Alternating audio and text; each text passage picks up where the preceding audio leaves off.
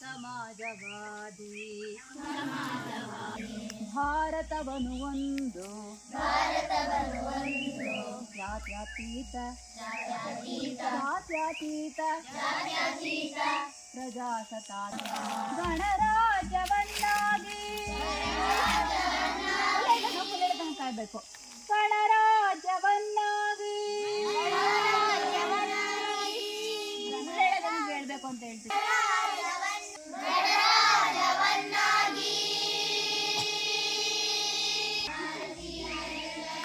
ಸಾಮಾಜಿಕ ಆರ್ಥಿಕ ಮತ್ತು ರಾಜಕೀಯ ನ್ಯಾಯವನ್ನು ವಿಚಾರ ಅಭಿವ್ಯಕ್ತಿ ಸ್ಥಾನಮಾನ ಮತ್ತು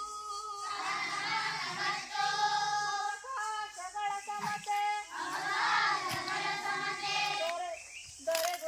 ದೊರೆಯುವಂತೆ ಮಾಡಲು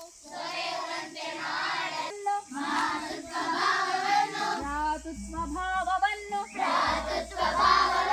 ಮೂಡಿಸುವುದಕ್ಕಾಗಿ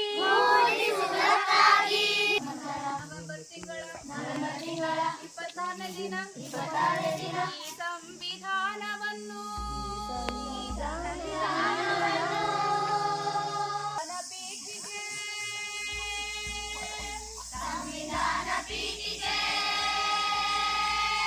ದೀಕ್ಷಾ ವಿಧಿ ರಾಷ್ಟ್ರಕ್ಕೆ ಭಾರತದ ಪ್ರಜೆಗಳ